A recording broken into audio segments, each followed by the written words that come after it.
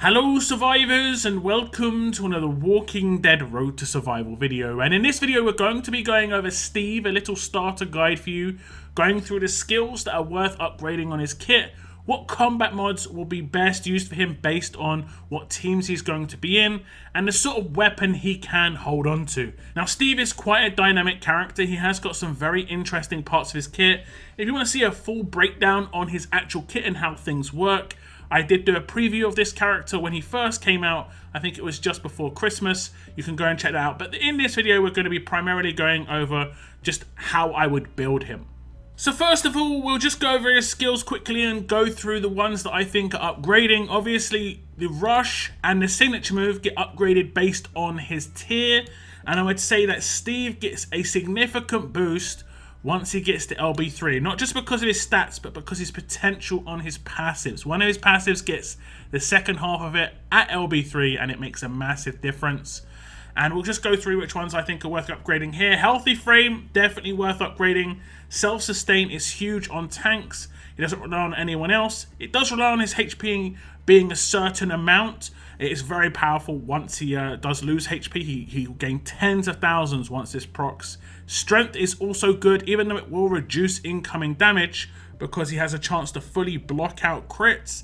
I think this is still good to upgrade. You just do not want him getting one shot. He is a bide character, but bide does not proc if a character gets one shot, so it's just worth mentioning that. Next up would be strong bones.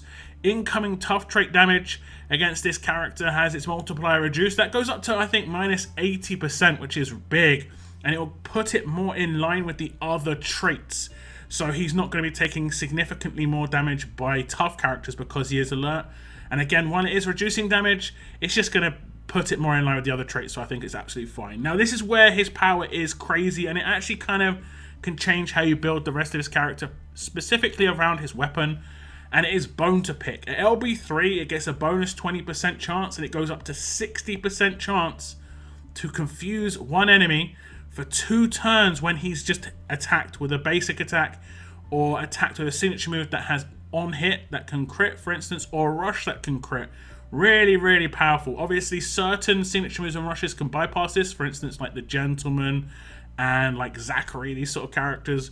But Lydia, everything in her kit will have a chance to proc this. So it is really powerful. LB3 is really good, and I would definitely say 100% upgrade this passive. This is the best passive in his kit for sure. So that was his skills, and now we'll jump into the combat mods. And with combat mods, I would say with Steve, it really is kind of dependent on the leader that you're going to use for this guy. If you want to use Pam as a lead, I would say you do want to boost his defense a little bit, because he's going to get the significant boost of HP from her leader skill. She has a really powerful leader skill. But if you're using someone like Zeke as a leader, you do want to improve his HP because he's going to be getting the defense from the leader skill from Zeke. You know, the same for Wang Fa.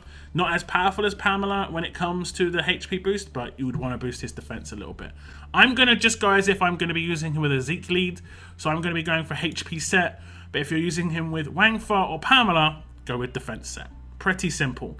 And the easiest mods is just the opposite of what you choose. So if you choose a defense set, go for a HP mod. And if you choose a HP set, go for a defense mod in the top left-hand corner. We want to balance out those stats a little bit. I'll just bring them up. And when the leader skill comes in, he's going to get a big boost. Because his rush is 55 AP, we're going to be using a stat weapon as well. So he's going to get a massive boost to his stats there. Now, when it comes to the top right-hand corner, I would still do defense versus tough on him, and I do have one handy. And this is because it will reduce incoming basic attack damage, signature moves, and rushes, regardless if those rushes can crit or not. And that is going to be really important. So those rushes of characters that can do like 1,000% damage that are in the game right now, and most likely upcoming, tough characters always really hit hard. And you definitely want something like that on Steve here. And that's going to just reduce the incoming damage, but he will still take a large amount of damage, and most likely enough to potentially get his buy to proc, if not charge quite heavily. Now this is where it gets into the questionable part. What mods would you use in the resist? Now resist basically come down to what is primarily used at the time, and I see a lot of people using, you know, traders on attack, so potentially you could have someone just confuse Skeleton Steve and he won't be able to use his signature move, which does a taunt, and you want to just get around that. I would say putting a confuse resist on him isn't a terrible idea, and that is something that I use. I have got quite a high percentage, but you might want to just go for whatever mod you have at a really high percentage. His bide procs not regardless of what status effects he has on him, except normalize. But if he's stunned, his bide can still proc. You know, if he's confused, his bide can still proc. If he's taunted, his bide can still proc. It does not matter. So just go with a mod that is going to be heavily used on attack teams. You know, a resist that's going to counter heavily used attack teams. But also, you have a really high percentage in, like I say. Now, in the bottom left-hand corner, there are not too many options that you can go with when it comes to using on Skeleton Steve as defensive character.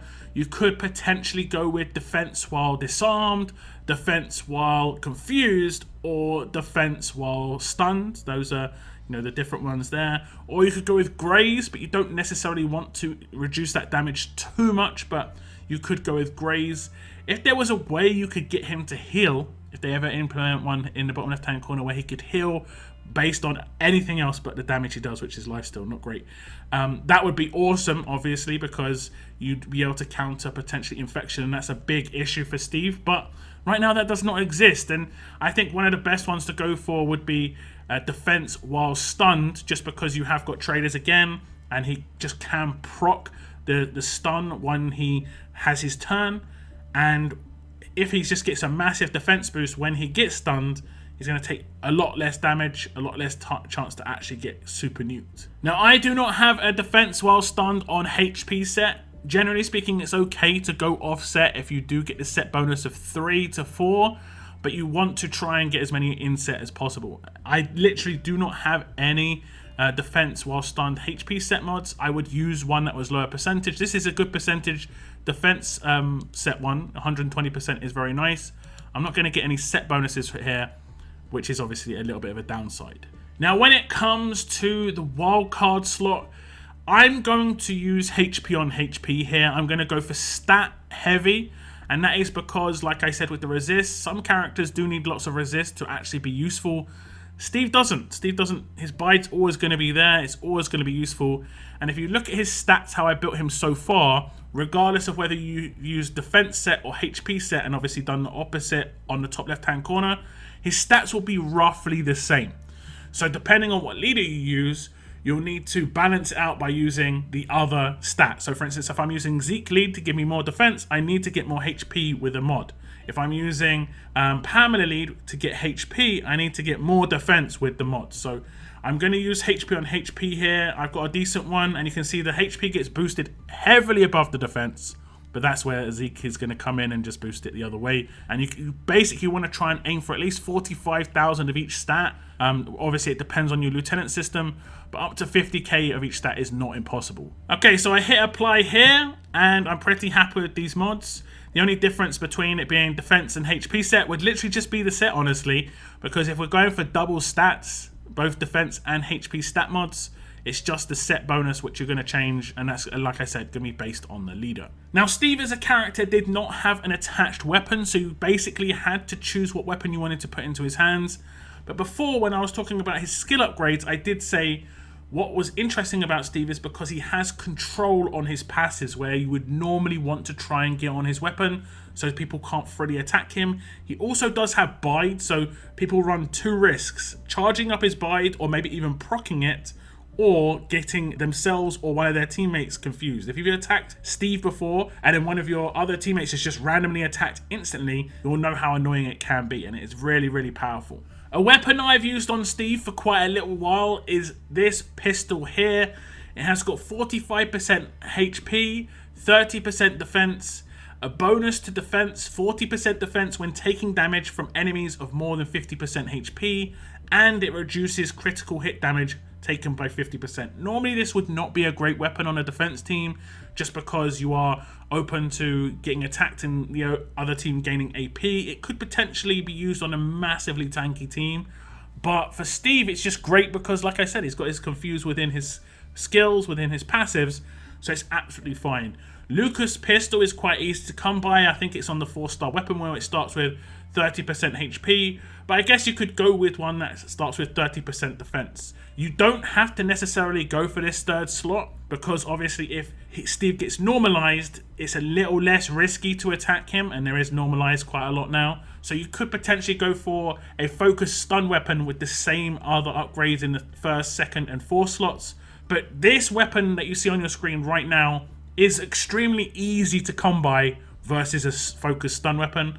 This only required 65% upgrades, not too hard at all. Obviously you can get a little bit unlucky, but with focused stun you have to get extremely lucky to actually get it to land. So it's up to you. It depends on how desperate you are to get Steve into your defense team straight away.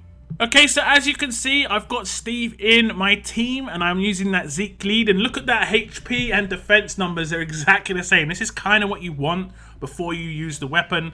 Now, he will get a little bit more HP with the weapon than defense, but do remember that he will get the multiplier from the defense with the leader skill, so it will get boosted because they'll multiply with each other, so it might come out around the same as well. I used that weapon that I showed you before with the 45% HP and the 30% defense, and you can see it comes out to roughly the same. It is actually better that he has slightly more HP. It does mean that his bide's going to be obviously proccing higher, and obviously that could potentially take out characters easier. Having around about 50k in each stat is obviously great, and you can get those stats as long as you've got maxed out lieutenant system with the weapon I showed, whether it's got the stun on defense or the bonus defense. However, if it's got the bonus defense, he's obviously going to take a lot less damage from characters on that 1st turn, so the chance of being able to nuke him on turn 1 is very, very low. Okay, so I think the best way to show you the gameplay is to show you him on a defense team just with Zeke lead and just me prioritizing the damage onto him, just to show you what would happen if someone actually did that. Now, I've used a team with 3 New World Order characters in it, including Titan, and obviously Titan is given focus. This is a little bit of a counter to Steve's passive, but unless you have a full New World Order lineup, it isn't going to actually work. Now, obviously, Titan can do a turn 1 signature move, I think, if you've got him at LB2 and above. I don't have him at LB2 just yet, but it still runs the risk of confusing a teammate, and it still obviously does damage. I'll do a basic attack, and you can see that I actually did get the confuse onto Titan himself, but the next turn, if Titan's focus does not proc, then he will be confused, which will be very, very beneficial. Now, we're going to get that confuse in, and we do land it. So he's endlessly confused, 79% chance to resist. I wish I would hit those against defense teams when I do war, so that would be nice. Now we're going to use the signature move of Gentleman, and you can see we did a lot of damage. Gentleman's signature move does hit extremely hard, and it doesn't proc the chance to confuse one of his teammates, but the bide did. Now, if we did have Titan, we'd stop the bide potential, and I could potentially come in with other characters afterwards. But you can see I did, and it instantly confused my Mike, and he's confused for 2 turns. And then the next time around, he actually attacks Steve as well, which can happen. Now, you can see this time around, he has got stunned, I believe, by Trader, or it could have potentially been by Williams' signature move on the last turn. Now, if I rush him, I'm not going to be able to kill him because he has got a massive defense boost due to that defense while stunned mod. I think that actually works really well on Steve, works really well on a lot of teams at the moment, just because of the high usage of the top end sort of attack teams being with Trader. Obviously, if he is hard focused, you can take him out. It's not going to be like super hard to take any character in the game out when they're hard focused. But the negatives of doing that with a character like Steve is high. So a lot of people just ignore him. He'll get off that first turn signature move for the taunt. It is very nice. Now, you did see that my William did daze him, and that definitely can be used. So you might even want to use daze resist on him and not go for confuse resist. But he was confused off of turn 1, I believe, anyway, from Trader. So it is actually kind of a hard toss-up there. You've got to really decide, you know, what you want to stop happening. But that was just my basic thoughts on Skeleton Steve, guys. I'm sure a lot of you use him already. Is there something you've sort of worked out that makes Steve like a beast for you? Let me know in the comments down below if you found the secret sauce, as it is, for Steve. I think he's pretty good. I'm happy with how I built him up. But that is the end of my video, guys. Like I said, any thoughts in the comments down below. I want to thank you very much for tuning in, and as always, keep on surviving, guys. Keep on surviving.